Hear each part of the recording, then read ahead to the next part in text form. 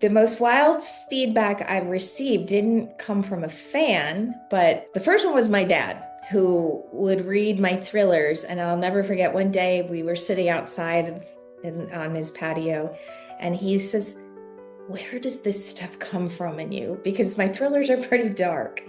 And so I was like, I don't know, really, I don't. I grew up reading Stephen King and loved all of that, Dean Koontz, so maybe a little bit of that was an influence.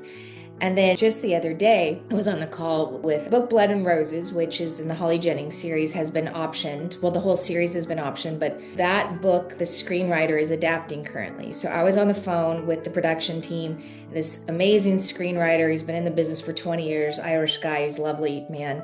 And he says, I say this in jest. I can't do the accent. He says, I say this sort of in jest. He says, I was glad, 95% of me was glad I wasn't going to meet you in person after I read this book. And then he says, but I'm looking at you on the Zoom, and he said, you don't look like a person who would write dark, scary things. So, looks are deceiving. Can't judge a book by its cover.